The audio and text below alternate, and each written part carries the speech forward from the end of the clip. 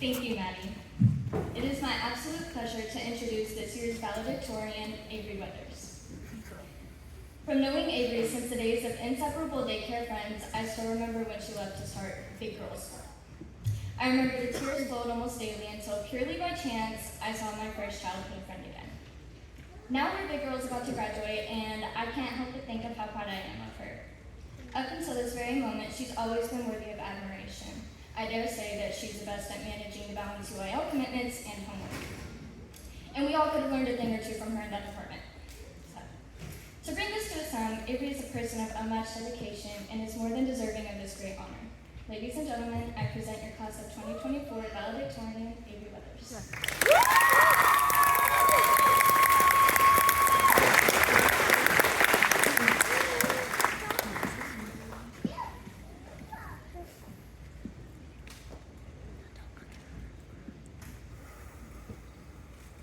Thank you, Brennan.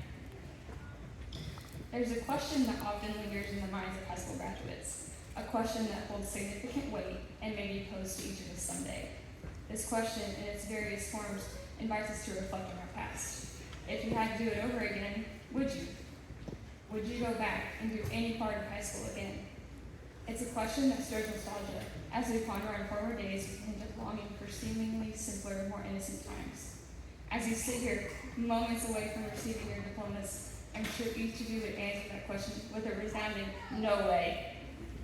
I too have thought about this question. Throughout the year, before the school year commenced, I pondered on it, seeking a positive reason to answer in the affirmative. Knowing this was my senior year, I yearned for something good to hold on to, and remember, something worth experiencing again.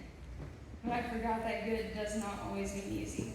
Sometimes our best moments are filled with struggle, but still end in victory. So I decided to seize this year, to opt for a life of happiness, joy, gratitude, and hope. And please pay attention to what I'm saying. I consciously chose to live in happiness, joy, gratitude, and hope. Each of us must recognize that we all possess this power of choice. We can choose happiness or sadness, joy or despair, gratitude or ingratitude, hope or hopelessness. I acknowledge that this may sound cliche, and some of you here tonight might believe such choices are easy. I envy you, for I found it challenging to choose the positive over the negative consistently. Tonight I want to share a glimpse of my journey that taught me how demanding it can be. My journey began with that conscious decision to put away my pent-up anger, the anger that resulted from struggle, pain, isolation, misunderstanding, and feeling silenced. I was furious that for a significant period of my high school career, I honestly didn't have a safe place to land outside of my family. I also had to consciously decide to stop acting based on expectations I may have had for others. People will disappoint you, and you will experience pain. Expecting people to choose courage over comfort can lead to immense pain. I've learned that in so many situations in life, expectations are resentments waiting to happen. Our fallen nature gives us a natural bent toward doing what is most beneficial for self, and as such, others will seldom measure to our expectations for them. This isn't to say expectations are always wrong. Our teachers, coaches, administrators, and most importantly, our families had expectations of us. These expectations can push us to strive for excellence and be better versions of ourselves. I was learning to let go of what I thought should have been and accept what was. I struggled to understand where others' perceptions ended and mine began to find peace. In addition to letting go of anger and expectations, I had to learn to make generous assumptions of others when their behavior choices were questionable.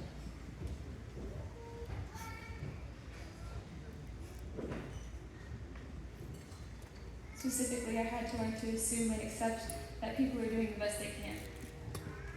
Finally, I had to put my armor down and allow myself to be vulnerable, which has brought me immense strength and growth.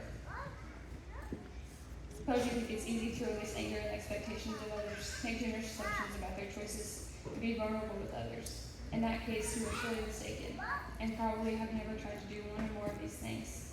On the other hand, if you say to yourself, that sounds like much hard work, then you would be right. But to have a chance to make this year the one I could look back on fondly, I knew I had to do the work. Reflecting on these past 2 weeks, I greatly underestimated how difficult it would be. I was in for a wild ride, one where I found myself doing a great deal of praying and many days brushing off the dirt from a hard hard day of battle. On April 23, 1910, Theodore Roosevelt delivered a speech in Paris titled Citizenship in a Republic. In the course of the speech, which has come to be known as the Man in the Arena speech, Roosevelt said this: "It is not the critic who counts, not the man who points out how the strong man stumbles, or where the doer of deeds could have done them better.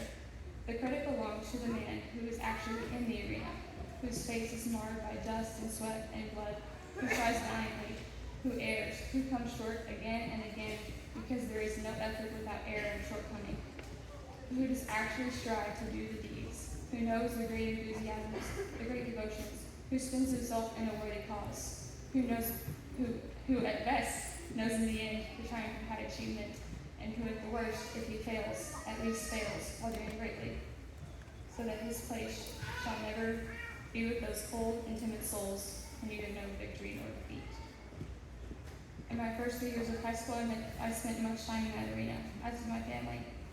At the start of my senior year, I hoped those days were behind me, or that I would find it easier to enter that arena, and the number of victorious days would outnumber the days of failure. I walked into this building on the first day of school with an attitude and determination to be victorious. Sadly, I underestimated how difficult the days would be. By about the second week of being in the arena, I was tired, with a capital T. My immediate response was to stop doing all that work, to not walk back into the arena. Little did I know I was engaging in the pain response Dr. Brene Brown calls stockpiling. Most people say bottling up your emotions. I convinced myself I needed to break some time away from the arena to recharge before facing the next battle, so I sought refuge at the elementary campus. Being on the elementary campus always brought me great joy and smiles. All of the time I spent over there, I was convinced was enough to keep me from having to go back to the arena, that it would keep me from having to let go of expectations, that I wouldn't have to continue making generous assumptions, and that I wouldn't have to work so hard to be happy. I could not have been more wrong. I was living in a fantasy that my tiny friend's overflow of joy and happiness would be enough to refill my emotional bucket. But I quickly learned it would never be enough because my bucket had cracks and holes. This isn't to say I believe I wasted my time there. On the contrary, I would forever cherish the memories I made in that building. I treasure every little spark of joy, hope, happiness, love, authenticity, and raw and real emotions from each kid I had the privilege to get to know. I loved watching and soaking up their childhood personalities, helping them tie their shoes, put their shirt on the right way, and occasionally putting their shoes on the right feet. I wouldn't trade those experiences and emotions for anything. However, looking back, I realized just how much I was avoiding the hard things and how much I was stockpiling. As Brene Brown says, in stockpiling, the body keeps the score and always wins. My body told me I couldn't ignore those challenging situations and feelings that came with them. I wasn't able to sleep, and emotional pain manifested itself as physical pain. My body was winning big time. I was humiliated, swimming in vast amounts of guilt and shame, feeling like I was no longer worthy of being happy or getting better. I suddenly felt the crushing weight of every defeating feeling all at once.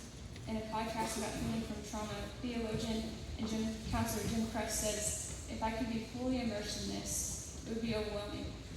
And I don't know if I could go on living." He was right. All of those feelings all at once almost killed me. I wanted out of my head. I just wanted out. It didn't matter how. I hated feeling the way I did, and all I knew was I didn't want to feel that way anymore. Each day was hard. From the moment my eyes opened to the second they closed at night, it was hard. But there was one afternoon that I remember wasn't so hard. I was sitting in the old rock gym at the elementary school. The pre-K class was in there too.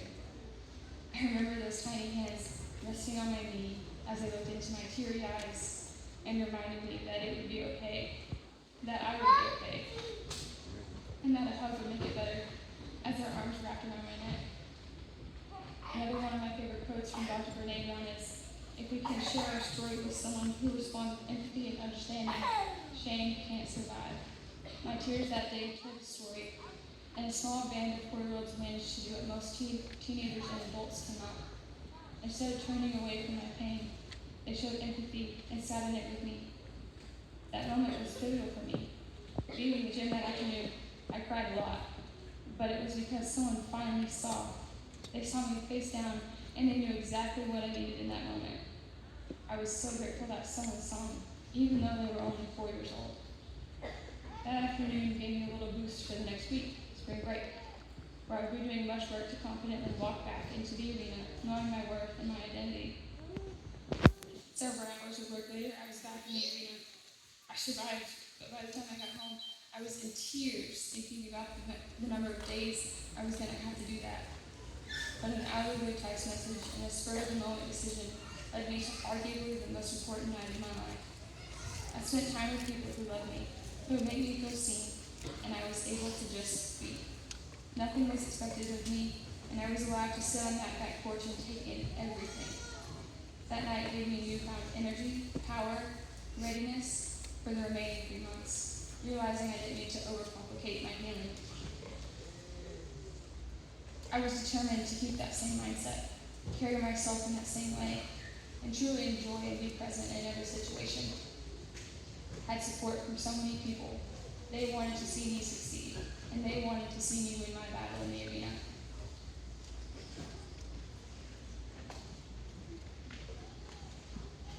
The people who sat in my arena's 2 most important seats, was empathy and self-compassion, walked with me and supported me through every struggle and loss.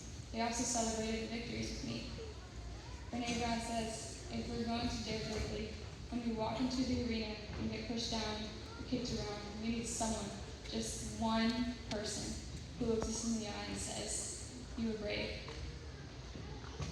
Today I can celebrate crossing the finish line with those people by my side. Today is also the day that I can answer that question. Would I return and do any of it again? I would say yes. Why?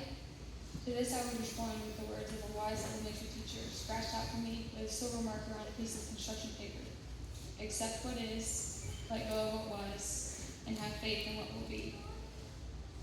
It is these words that I look back on and reflect. Sure, I gave pieces of myself away to the wrong people at the wrong time. But I also gave pieces of myself to the right people. To the people who love me, to elementary students who will hold on to that piece for a long time. And I learned so much and received so much. I received immense amounts of love from my support circle. I received joy and experiences I will never forget from elementary kids. So in short, yes, I would come back and do it over again, because as much as it broke me, it also made me, and it was a ride I will never forget. As I close, it's important to say that sharing my story has not been easy. But I have reached a point where I can own it. In the words of Brene Brown, our job is not to deny the story, but to defy the ending, to rise strong, recognize our story, and rumble with the truth until we get to a place where we think, yes, this is what happened. And I will choose how the story ends. As you all embark on the next phase in life, you will face various challenges. You will have hard days, and you will face trials. You will encounter many moments where you can choose between comfort and courage. My charge to you is to choose courage and not be, in the words of Roosevelt, a cold, timid soul who knows neither victory nor defeat.